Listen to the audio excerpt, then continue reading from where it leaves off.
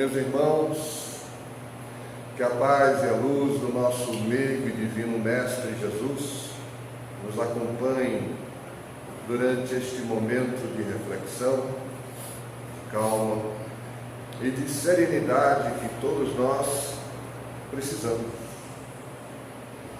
Nós estávamos olhando para o público, um dia de domingo, final de mês, e olhávamos que havia poucas pessoas na assistência. E imediatamente veio na nossa mente e disse: mas você está falando para todos, encarnados e desencarnados, porque o tema de hoje versa como viver com alegria.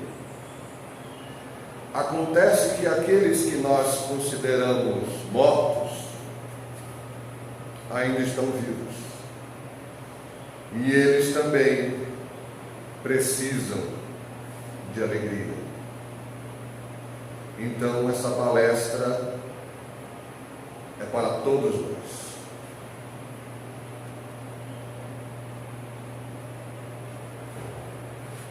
Nós vamos buscar no Evangelho a inspiração do que a gente vai conversar hoje. Na passagem de Tiago, capítulo 13, versículo 17, a gente tem o seguinte: mas a sabedoria que vem do alto é pura, pacífica, moderada, tratável, cheia de misericórdia e de bons frutos, sem parcialidade e sem hipocrisia.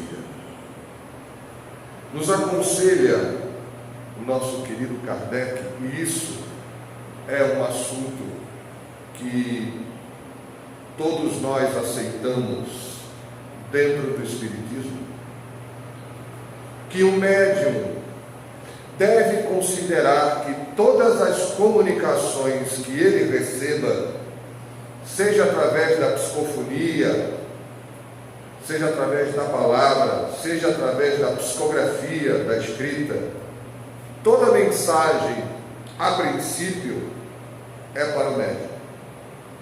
Ele deve considerar que os ensinamentos, as advertências, as orientações são para ele. Diante do tema de hoje, nós inevitavelmente chegamos na mesma conclusão no que tange a questão da palestra. O expositor, ele deve considerar que cada palestra é para ele, e ele gentilmente compartilha com os outros. Todos nós estamos num processo de aprendizagem. Uma das coisas maravilhosas que nós encontramos nessa doutrina, que é a doutrina espírita, é que não há doutores. Nós não temos representantes absolutos. Nós não temos o Papa do Espiritismo, como algumas pessoas costumam eleger pessoas de grande mérito, mas que nunca se colocaram nessa posição. Porque justamente aqueles que se colocam à frente do movimento espírita têm plena consciência do tamanho, da responsabilidade e da pequenez da sua própria figura diante dos seus próprios problemas. Mas o mais importante é que quando nós nos aproximamos dos ensinos de Jesus,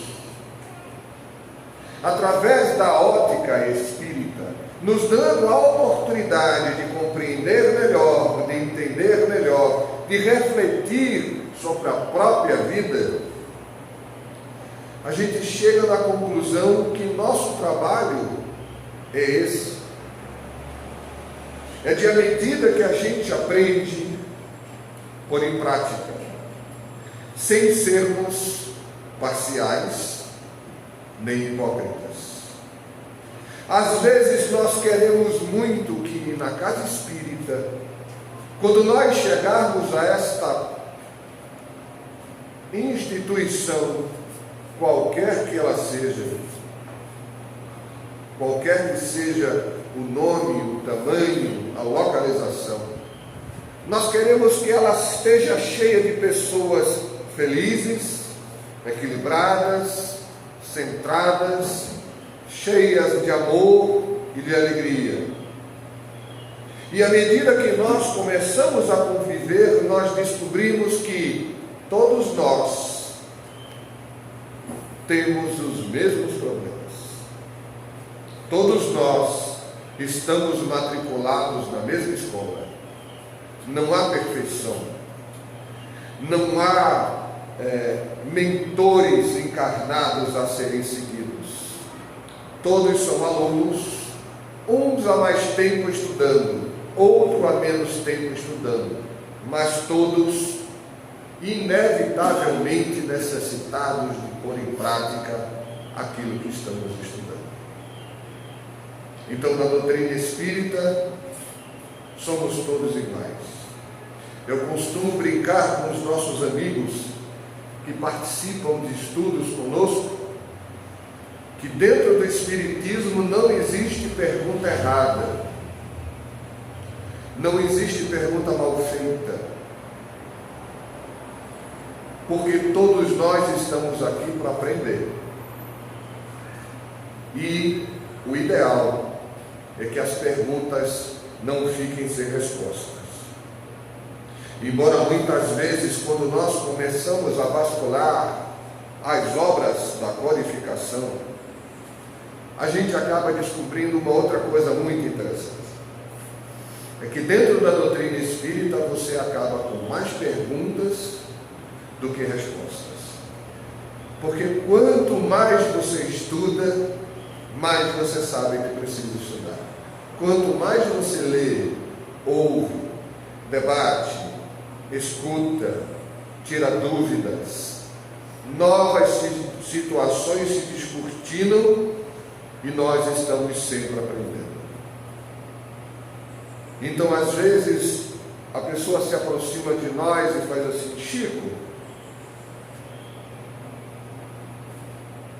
quanto tempo leva um curso?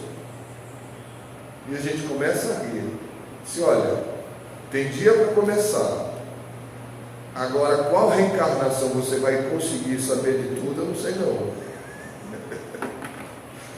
Talvez o curso que a gente esteja fazendo, ele tenha um tempo decorrido, mas, na verdade, você está começando um curso, você está começando um estudo, que quando você começar, meu amigo, não tem como parar, porque é um processo de autoesclarecimento, reflexão, prática e de crescimento. Partindo daí, tendo a consciência de que nós estamos aqui para sugerir como nós podemos ter mais alegria nas nossas vidas, porque afinal de contas, quando me deram um tema, eu aceitei a ideia. Realmente, eu preciso ser mais alegre, eu preciso ser mais jovial, eu preciso trazer mais alegria ao meu dia a dia. Então eu fui pedir ajuda ao livro Segue-me, de Emmanuel. Através da psicografia de Chico Xavier, eu extraí alguns textos do Evangelho e alguns comentários de Emmanuel, e a gente vai trabalhá-los hoje. Pois que aquilo que o homem semear, isso também ele ceifará. Está em Paulo, carta, Gálatas, capítulo 6, versículo 7. E nos comenta Emmanuel: todo dia é tempo de semear. E nos adverte: todo dia é tempo de colher. Mas é preciso atravessar a sombra do túmulo para encontrar a justiça face a face. nos princípios de causa e efeito, achamos-nos incessantemente sob a orientação dele, em todos os instantes da nossa vida. O Espiritismo faz sentido em nossas vidas como nós começamos a entender quem nós somos. A partir do momento que eu começo a refletir na minha própria essência, a minha visão de mundo vai mudar. A minha visão da minha vida muda com ela. Se eu considero que a minha existência física vai terminar no momento em que eu fechar os olhos desse corpo e não abri-los mais, que a vida se esvair desse organismo físico acabou, então cada circunstância, cada momento, cada dificuldade, cada coisa que me aconteça é um grande acontecimento, é algo preocupante, enervante, e muitas circunstâncias nós temos que admitir, nesta vida, são muito difíceis. São situações dolorosas, são momentos de dificuldade. Se nós considerarmos a finitude da existência física, muitos vão dizer: eu sou infeliz, eu vivo uma vida de tristeza, porque tudo que é aquilo que eu considero que poderia ser bom, eu não tenho acesso, eu não tenho direito, eu não nasci com condições para aproveitar tudo que a vida pode dar. E muitas vezes uma existência física é pouco para conseguir alcançar os sonhos que cada um cria para si mesmo. Mas a partir do momento em que eu entendo que eu pré-existia antes de nascer, que eu já tinha uma consciência, que eu já tinha minha personalidade, que eu já tinha ideias, sentimentos, pensamentos, desejos, e quando eu vim para esse corpo físico, mesmo que eu tenha esquecido o meu passado imediato, eu trouxe comigo todas as minhas tendências, todas as minhas formas de pensar, de sentir e de agir ainda estão comigo, em essência. Então, à medida que eu me desenvolvo de acordo com as circunstâncias que eu estou vivendo hoje, eu vou crescendo como pessoa. E eu vou criando a minha atual persona, a minha atual personalidade, ainda com reflexos no passado, com reflexos atuais, porque estar num corpo físico, vivo no planeta Terra, significa que você está enfrentando desafios o tempo todo. O tempo todo nós estamos lutando, porque estar reencarnado já é por si mesmo uma forma de expiação. Estamos no planeta em que a vida é muito física, onde nós temos uma série de dependências para sobreviver. E essa luta é que caracteriza a condição de ser humano. Mas quando nós começamos a entender isso, que as nossas ações de hoje são um reflexo de quem nós somos,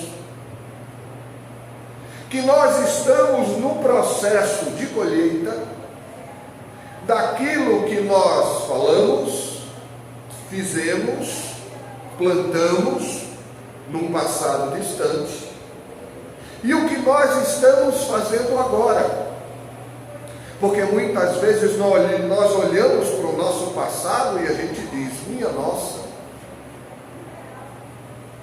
se eu tivesse agido de determinada forma em vez da forma que eu agi, eu não teria sofrido tanto. Se nós avaliarmos a nossa conduta, muitas vezes nós vamos descobrir isso. Que muito daquilo que nós vivemos está sendo plantado agora. Estamos convivendo hoje. Quantas vezes nós encontramos pessoas que são tristes e dizem: mas eu não sou feliz porque a pessoa com quem eu divido a minha vida não é do jeito que eu quero. Mas quando você decidiu dividir a sua vida com ela, você não a conhecia. Você não sabia como ela pensava. Você não tinha noção de quem ela era. Porque para tomar uma decisão como essa, é necessário que a gente conheça bem a pessoa. Mas muitas vezes a gente pensa, não, mas depois que a gente ficar juntos, eu não vou usar o termo casar, porque hoje em dia a maioria nem pensa mais em casar, mas vamos viver juntos. Depois ele muda ou ela muda. Funciona assim? Não, não funciona. Nós amadurecemos juntos, convivendo. E nós temos que entender. Sabe qual é o maior motivo de sofrimento na maioria das famílias? Frisa-se a imagem da mãe. Nós sofremos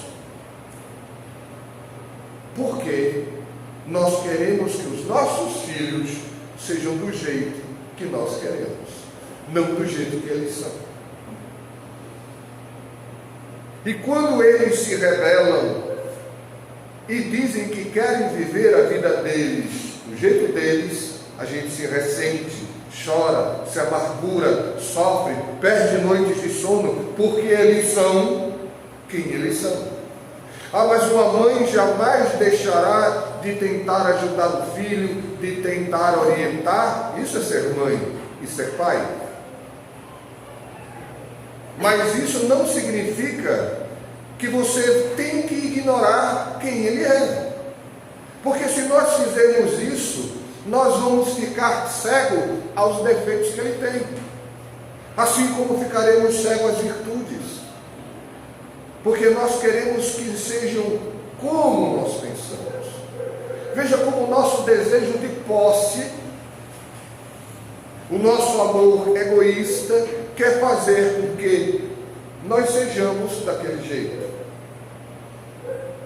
Às vezes nós ouvimos um filho falar: mas eu queria muito que minha família fosse diferente.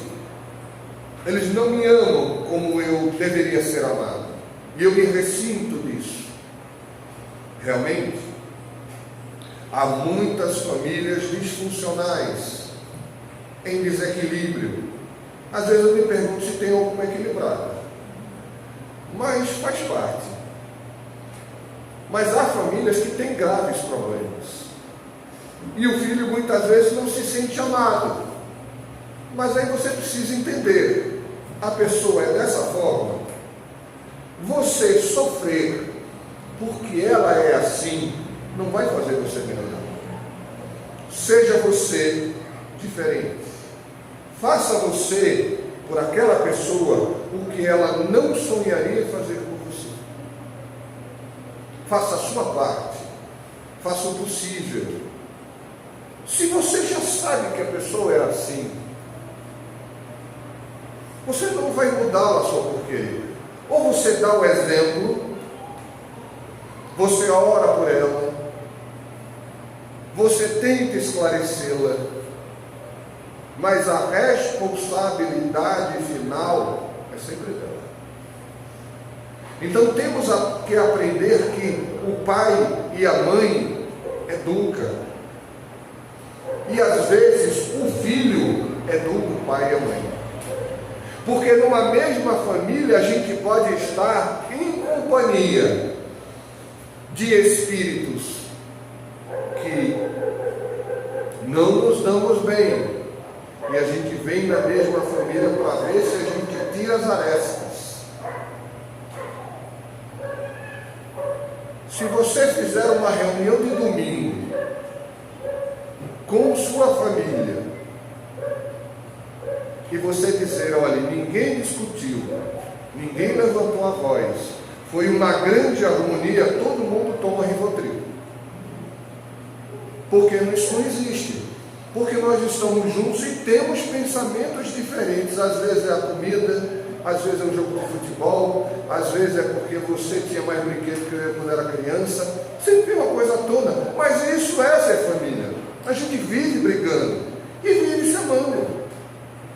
No momento que a dificuldade aperta, todo mundo corre para junto. Isso é ser família.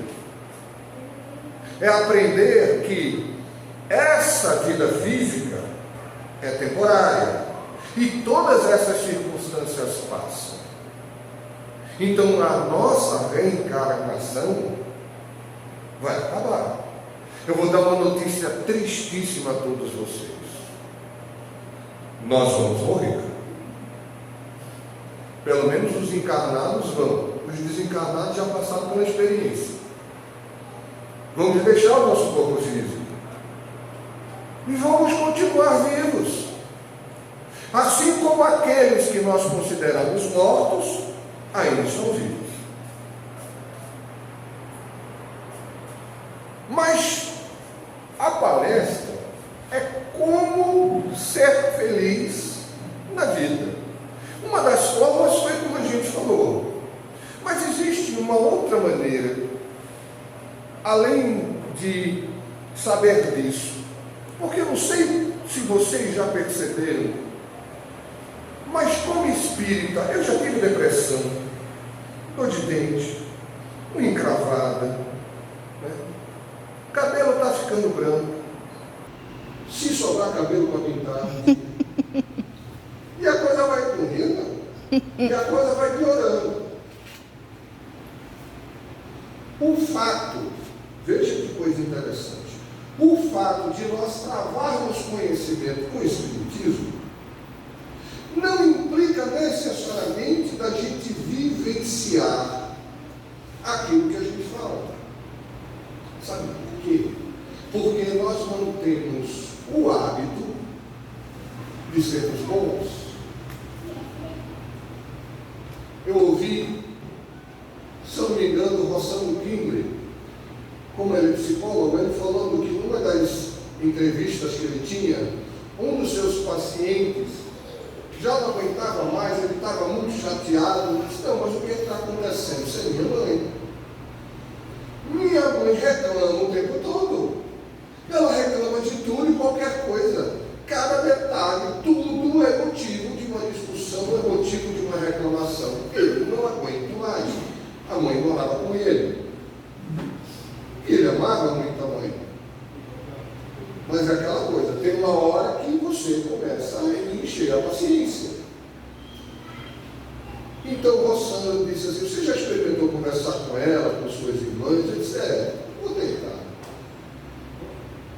Porque Rossano disse para ele, sabe o que é? Sua mãe gosta de reclamar. Isso não é possível, ninguém gosta de reclamar. Ele fez uma reunião de família, expôs o problema, e a mãe, diante do medo dele decidir morar sozinho, e ela ficar só, porque cada filha já tinha sua vida, sua casa, ele era o único que tinha ficado com ela, então ela mudou de atitude. Passaram algumas semanas, um mês, 2, aí ela volta para ele, estava perto, não sei se era aniversário, Dia das Mães, e ele pergunta, mãe, o que você mais gostaria que eu lhe desse de presente? Ela parou, olhou para ele, muito sério, e disse, eu queria que você me deixasse reclamar.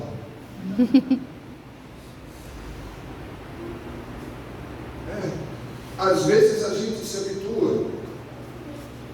Isso faz parte do nosso dia a dia. Se nós não colocarmos em prática as noções de vida que a gente aprende, a gente vai viver uma situação muito estranha, que a maioria das pessoas nós acreditamos numa coisa e fazemos a outra. Segundo Joana de Ângeles, é um dos maiores motivos de conflito emocional que nós temos na atualidade. Veja que coisa interessante. Eu acredito numa coisa e faço outra. E a minha consciência me martiriza. Era perto da meia-noite. Paulo e Silas oravam e cantavam hinos a Deus, e os outros presos os escutavam. Isso está em Atos dos Apóstolos. Nessa passagem, Paulo e Silas estão presos injustamente. E em vez de ficar ali em pânico, chorando, eles começam a orar e dar graças a Deus por estarem na cadeia, a ponto de os outros prisioneiros se comoverem. Naquela noite, as portas da cadeia se abriram e eles saíram de lá andando. Nos fala Emmanuel: se o mundo experimentar a tempestade, procuremos a oração e o trabalho, a fé e o otimismo, porque outro dia glorioso está a nascer, e em Jesus Cristo repousa a nossa resistência espiritual. Um hábito absolutamente simples, fácil, que todos nós podemos fazer. Comece o seu dia com uma oração. Mas a oração é um ritual? Não. Para nós espíritas, não. Porque para nós espíritas não importa as palavras, não importa se você leia um texto, não importa se você fale somente o Pai Nosso decorado. O que importa são os sentimentos e a sua ideia no momento da oração. E quantos de nós não conseguem fazer uma oração sem que os seus problemas e as suas dificuldades atravessem o seu pensamento? É pior do que propaganda da televisão. Toda hora entra uma. E todo dia a pessoa descobre uma forma de colocar uma propaganda em nossa vida. É no outdoor, é na parada de ônibus, em qualquer lugar. Outro dia eu estava na parada de ônibus e comecei a elogiar mentalmente aquele, vamos dizer, grande publicitário que teve ideia de colocar uma placa justamente logo antes da parada do ônibus, de maneira que você não enxergava o ônibus dele. Eu comecei a elogiá-lo mentalmente. Realmente é muito bom, porque eu só via a bendita placa. Eu tinha que descer a pista para ver se o meu ônibus vinha.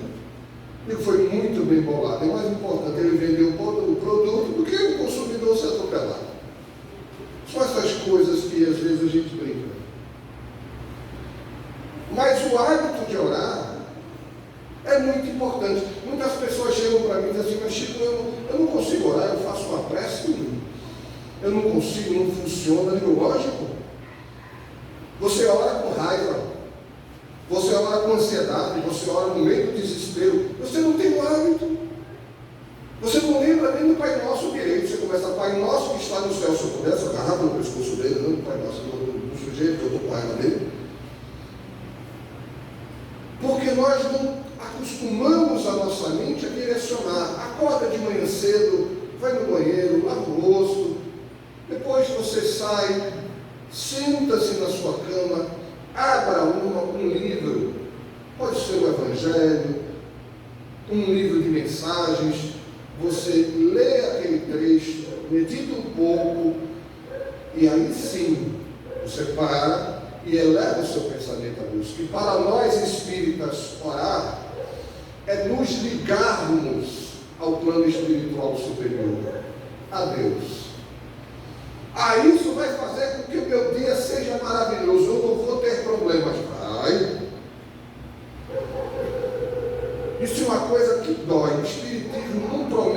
riqueza, não dá salvação, você não compra carro de luxo, você não vai virar empreendedor, não vai ficar milionário, você só vai conhecer a si mesmo. Isso já dá um trabalho.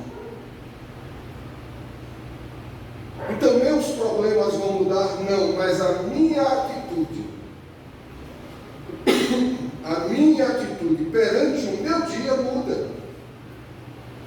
Porque tem gente que quando vai sair de casa já começa, vixe Maria, meu Deus, eu vou pegar aquele ônibus lotado, chego lá, vou encontrar aquele chefe de cara feia no trabalho, ou vou ter que encontrar aqueles alunos para lidar com eles, meu Deus, você já está sofrendo, o dia nem começou e já está uma desgraça. A culpa é do seu dia ou da sua atitude mental? Então vamos começar mudando a nossa atitude, criando hábito.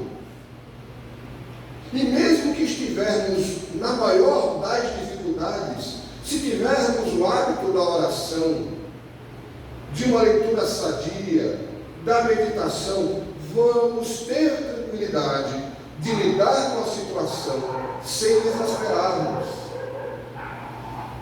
É trazer a ideia de que, olha, sou um espírito eterno, o que eu estou passando agora passa. Eu vou superar. Não significa que vai ser rápido, tranquilo, sem desafios, sem dificuldades, não é essa a questão. Jesus já nos advertia, quem quiser vir depois de mim, pegue a sua cruz e me siga. Ele não disse, entre no carro com ar-condicionado, um copinho d'água e venha na sombra. Não. Traga você, sua essência, com tudo que vem junto. Vamos continuar. Dê-lhes a tua palavra, e o mundo os aborreceu, porque não sou do mundo, assim como eu do mundo não sou. Interessante essa passagem de Jesus. Ele não era do mundo, ele disse que nós não somos. O comentário de Emmanuel é ótimo também, diz assim: mediante afirmativas tão claras, é impossível aguardar em Cristo um doador de vida fácil. Ninguém se aproxime dele sem desejo sincero de aprender e melhorar-se. Se cristianismo é esperança sublime, amor celeste e fé restauradora, é também trabalho, sacrifício e aperfeiçoamento incessante. Ou seja, ser cristão é trabalho. Às vezes as pessoas não entendem isso, mas eu vim aqui justamente para ter paz. Você já tentou pedir paz a Deus? Pede paz e acrescenta, paciência. Como é que Deus nos ensina a ter paciência? Vocês já sabem a resposta, né? Enfrentando problemas, olha que maravilha. Porque não tem outro jeito, não tem outra maneira. É encarando o desafio, lidando com ele, que a gente encara. Mas aí a gente vai dizer, mas tem hora que eu não aguento, eu choro, fico com raiva. Fique. Mas como assim? Não estou dizendo para você deixar de ser você mesmo, não. Tem gente que acha que precisa se transformar numa nova pessoa. Não, você tem que construir isso em você. Você não vai soltar o seu eu como uma mala que você joga do lado e a partir de agora eu vou ser uma pessoa completamente diferente. Não funciona assim. Porque os nossos hábitos, os vícios, aquilo que nós estamos acostumados a teimar, já está lá dentro. Vem junto com o pacote todo. A gente tem que aprender e jogando fora. E uma coisa de cada vez. Mas eu me irritei. Olha que coisa boa. Hoje nós chegamos ao ponto da gente perceber quando nós somos indelicados com o nosso próximo. Eu estou tão triste, hoje eu perdi a paciência, discuti com uma pessoa, falei que não devia. Meu Deus, que evolução! Porque antes você só soltava a baiana, batia no pobre coitado, ainda achava pouco, ainda te virava as costas assim, no dia que tu morrer, vou dançar em cima da tua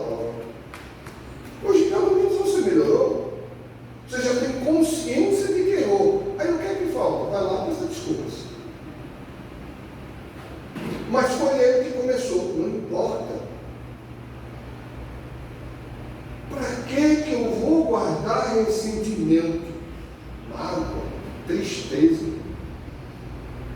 Tem gente que gosta de guardar tristeza, gosta de guardar mágoa.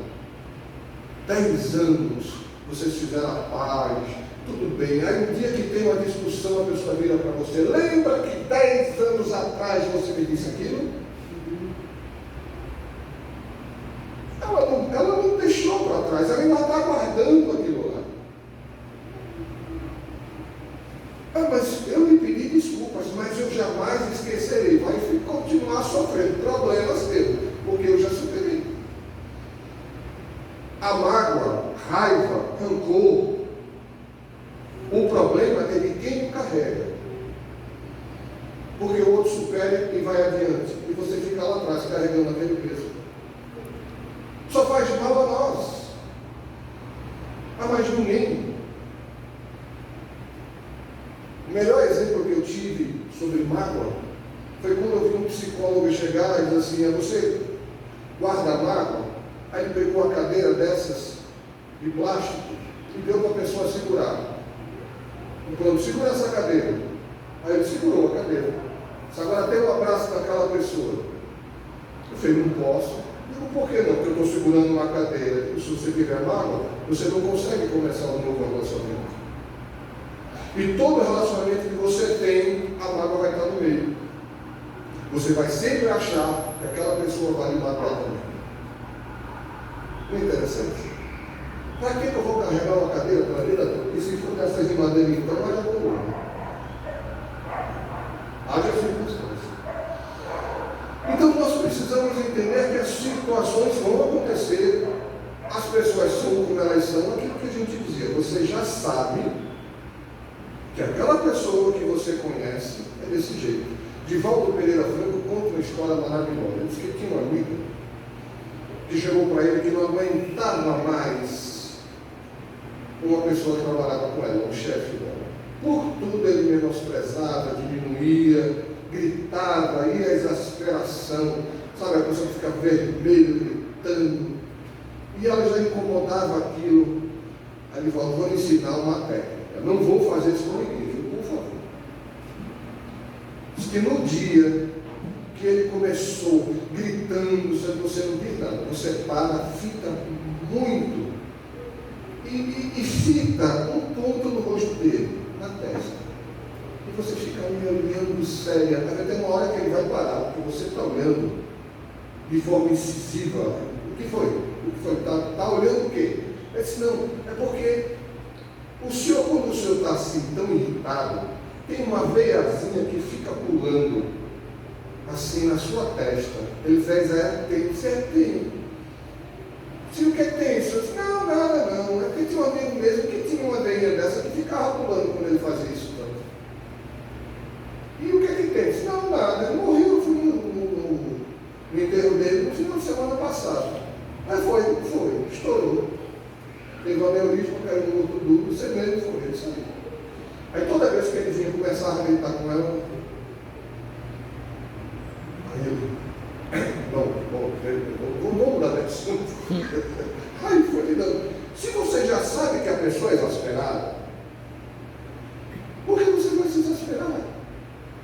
Você sabe que a pessoa é teimosa, você já sabe o resultado, já sabe como funciona. Aí você já fica com raiva antes de falar com ela e fica com raiva quando fala com ela. Mas você já sabia como ela era. Então apenas viva a sua vida. Trate da melhor maneira possível. Mas resguarde a si mesmo. Às vezes a gente briga na passagem, na parada do ônibus. A gente briga por pequenos detalhes. Tem gente que briga porque o outro não atende as mensagens do WhatsApp. Chegou, pegou o celular, está vendo? Tem o WhatsApp, tem umas 200 mensagens por vez, não. Uma vez por dia eu sei que olho alguma coisa. E se eu achei importante, eu respondo. Se não, eu só olho e pronto. Mas isso não é possível. Por que não? Se alguém tiver pressa em falar comigo, me liga. Eu já aviso. Pode me mandar a pergunta que você quiser, eu respondo. Agora, quando? Pode demorar um pouco. Nisto é glorificado meu Pai, que deis muito fruto, e assim sereis meus discípulos. No solo então, irmão, que nossa atividade dentro da vida produza muito fruto de paz e de sabedoria, amor e esperança, fé e alegria, justiça e misericórdia, em trabalho pessoal digno e constante, porquanto somente assim o Pai será por nós glorificado, e só nessa condição seremos discípulos do Mestre crucificado e redivivo. A melhor forma de você viver em paz é praticar a paz. Dedique um dia da sua semana para ajudar alguém, para ouvir alguém, para estender uma mão, para fazer um ato de caridade. Dedique um dia da sua existência para fazer isso. Mas as 24 horas do dia é para a gente viver em paz, com alegria, entendendo que isso aqui é momentâneo, é uma passagem. Então, por que eu vou aumentar ainda mais as minhas dificuldades, transformando todas as dificuldades, todas as circunstâncias em atritos pessoais e cargas emocionais? Para nós espíritas, o pensamento é tudo. O que nós pensamos se concretiza. Mas não no sentido de, vou pensar que vou comprar um carro novo, de ótimo. Então pense, devo trabalhar muito. Devo priorizar a minha vida, o que eu devo economizar, como eu devo fazer para alcançar um objetivo. Tudo é possível, por que não? Mas não é pelo fato de você desejar e ficar sentado, lendo o jornal, assistindo televisão, olhando o celular, que o carro vai cair no seu colo, não. Mas se você desejar e empenhar-se naquilo em que você deseja, as coisas acontecem. Nós somos capazes de fazer a nossa vida um inferno ou o céu, dependendo de como a gente quer isso. Dependendo de como a gente visualize isso. Se nós pudermos exercitar a oração diariamente, procurar meditar, procurar reparar no que fazemos, no que falamos. Entenda, não é para que a gente viva uma vida mística. No Evangelho segundo o Espiritismo, os Espíritos nos esclareceram. Nós não queremos que vocês vivam uma vida mística, o tempo todo em oração. Não, quero que vocês vivam, mas que cada ação, que cada atitude, que cada oportunidade seja uma oportunidade de fazer algo de bom. Construa, ajude, faça algo de bom, por mais simples que seja. E nós vamos mudando todo dia. Vai ter dias mais difíceis, dias mais fáceis, mas nós começamos a entender que quando nós fazemos alguém feliz, nós nos sentimos felizes. Quando nós diminuímos a solidão de alguém, nós não estamos solitários. Quando nós amenizamos o sofrimento, a dor, a dificuldade, quando nós levamos alegria, quando nós passamos um momento de esperança para o próximo, a nossa esperança cresce. Façais aos outros o que gostaria que vos fosse feito. Jesus nos ensinou a essência de viver em paz. Amar a Deus acima de todas as coisas, é o teu próximo como a ti mesmo. Porque não é possível amar a Deus sem amar a sua criatura. Nós precisamos nos amar. E a gente precisa aprender a fazê-lo. E só na prática. só vivenciando, só experienciando. Então, seja na casa espírita, seja na igreja católica, seja num clube onde você se una com outras pessoas para fazer o bem, faça o bem. Ajude. Onde você estiver, com quem você estiver, aí alguém vai dizer, mas aí você quer ser santo, você quer ter uma vida fora da realidade. Não, é uma vida normal. Cuide dos seus filhos, se divirta, faça as suas coisas, mas em tudo que você fizer, pense, estou prejudicando alguém? Eu estou me prejudicando? O que eu posso fazer para viver bem? Porque muitas vezes nós vamos achar uma casa de comunidade, como já tive muitas oportunidades de entrar, em uma casa, numa comunidade carente, onde o chão era de barro batido. E quando nós entramos lá, a casa dizia, eu sou feliz. Estava tudo no lugar. O chão era tão liso, de ser varrido e arrumado, que você jurava que era um piso. Mas era o chão da terra. E tudo no seu lugar, tudo limpo, tudo organizado. E a pessoa nos recebe com alegria. Olhe, sejam bem-vindos à minha casa. Se fôssemos nós, estaríamos morrendo de vergonha, porque ela tinha um filtrozinho, uma cadeira, uma mesa de canto e a cama. Não tinha uma geladeira, não tinha quase conforto nenhum, mas tinha um paninho na mesa, um jarrinho com flores. Por que eu não posso ser feliz como eu sou? Mas você não precisa estar passando essa necessidade. Não precisa. A gente pode melhorar? Pode buscar alcançar uma melhoria econômica, melhoria de conhecimento, escalar um grau social maior, lógico. Agora, chegar lá e viver triste, adiantou? Porque quantas pessoas nós vemos e ouvimos que são ovacionadas pelo público. As pessoas são fãs, adoram. A pessoa ganha milhões todos os dias. Aí sai a manchete no jornal. Grande cantor comete suicídio. Atriz conhecida se interna para poder se tratar das drogas. Essa pessoa estava feliz? Não. Nós idealizamos a vida. Nós idealizamos no outro o que nós achamos que nos faria feliz. E esquecemos de viver a vida.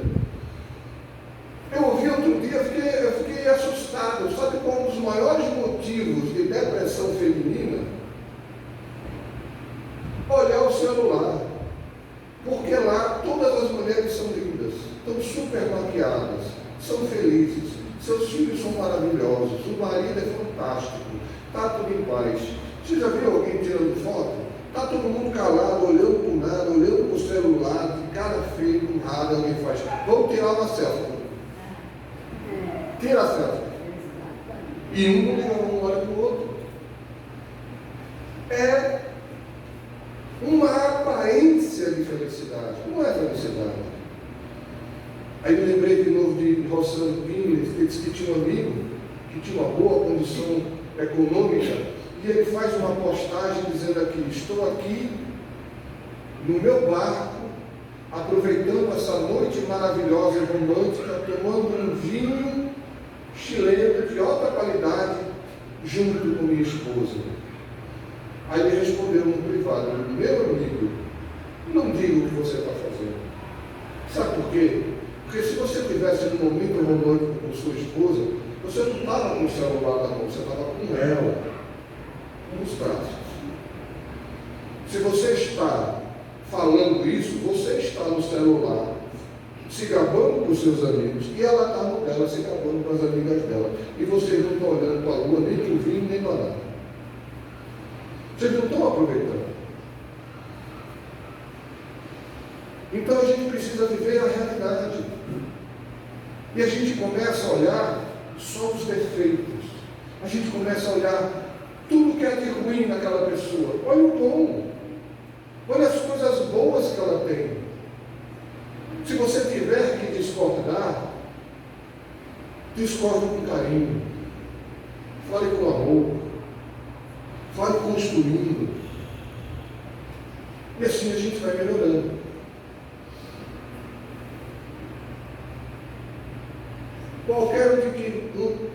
Qualquer que vós dê a beber um copo d'água em meu nome, em verdade vos digo que não perderá o seu galardão. Meu amigo, ninguém te pede a santidade. Eu atropelei essa passagem. Você não, tá? Eu acabei de falar disso. Ninguém te pede a santidade de um dia para o outro. Ninguém reclama da tua alma espetáculos de grandeza. Todos sabemos que a jornada humana é ensada de sombras aflições criadas por nós mesmos. Lembra-te, porém, de que o céu nos pede solidariedade, compreensão e o amor. É só viver. A vida é isso mesmo. São lutas, dificuldades, desafios. Mas se eu fizer de cada dia uma oportunidade de crescimento e melhoria, eu vou viver melhor. Eu preciso viver o hoje. Sabe por quê? O ontem já passou. O amanhã ainda não existe. Então, o que eu posso fazer bem, eu posso fazer hoje. Eu posso até planejar a minha vida, mas eu não sei se eu vou estar ainda no corpo físico para fazer o que eu pensei. Então, eu posso planejar até minha vida após a morte. Por que não? Pensar em continuar aprendendo, crescendo, me preparar para ser uma pessoa boa, não importa a situação. E se eu puder fazer isso pelo meu próximo, eu cresço como pessoa, eu estou melhorando. Por isso que no início nós falávamos como é importante você considerar tudo que você faz para você também. Porque quando a gente vem fazer uma palestra como essa, nós estamos falando para nós mesmos. É um recado que a gente precisa ouvir, que a gente precisa vivenciar e valorizar.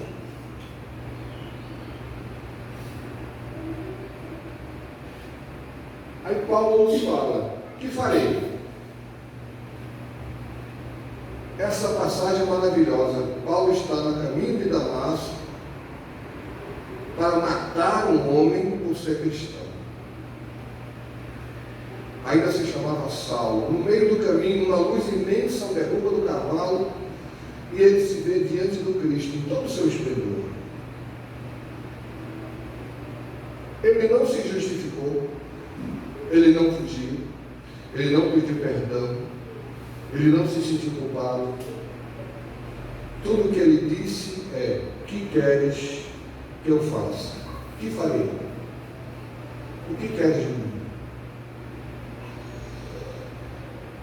Que farei? Disse a Jesus, compreendendo o impositivo do esforço que lhe cabia. E o mestre determina que o companheiro se levante para a sementeira de amor, de luz e de amor, através do próprio sacrifício. Se foste chamado à fé, não recorras ao divino orientador suplicando privilégios e benefícios que justifiquem sua permanência na estagnação espiritual. Procuremos com o Senhor o serviço que a sua infinita bondade nos reserva e caminharemos vitoriosos para a sublime renovação. Ele só pede para que nós sejamos nós mesmos. A gente não precisa de asas, a gente não precisa de auréola, não precisamos nos tornar espíritos superiores da noite para o dia, não temos que ser pessoas perfeitas, não temos que ter grandes virtudes, temos que ser nós mesmos. Ele nos aceita, nos entende como nós somos, porque ele já dizia que quem precisa de médico é quem está doente. E nós somos muitas vezes as vozes esquecidas, entregados ao desespero, ao desânimo, à tristeza, mas o amor de Deus se derrama através da mensagem do Cristo em nossas vidas, nos convidando: levante a cabeça, aceite que você não é perfeito, mas que Deus te ama, que Deus nos ama, e que nós podemos continuar crescendo, melhorando, nos tornando pessoas cada vez mais sábias, mais compreensivas, mais amorosas, menos agressivas, à medida que fomos aprendendo.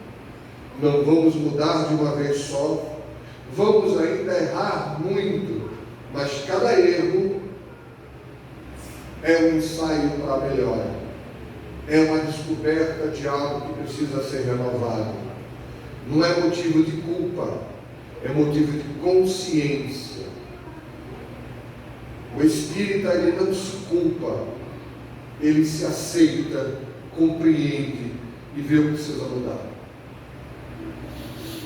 A gente não vai para o inferno, tampouco vai para o céu. Nós apenas somos espíritos reencarnados no corpo físico, atravessando um momento de nossa existência na vida eterna, usando o corpo físico para aprender, que possamos aproveitar ao máximo isso. E para encerrar, já estouramos o tempo, peço perdão. Eu deixo com vocês, eu botei aqui escrito, porque eu até falava com a minha esposa, toda vez que eu tento ler, eu me emociono e esqueço a letra. Então eu vou ler aqui para vocês.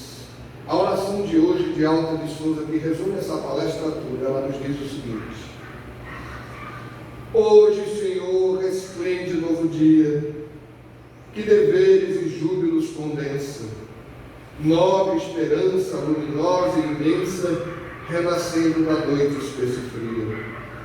Dá-me trabalho por excelso dia, ensina-me a servir sem recompensa, e a fazer do amargor de cada ofensa uma prece de amor e de alegria. Que eu te veja na dor com que me elevas, por flamejante sol rompendo as trevas, ante a beleza do celeste reprimo, e que eu possa seguir na caravana dos que procuram na bondade humana a glória oculta de viver contigo. Que Deus nos abençoe, que o nosso querido e amigo Jesus continue guiando-nos e que nós possamos trabalhar para estar em sintonia com seus trabalhadores espirituais. Muita paz.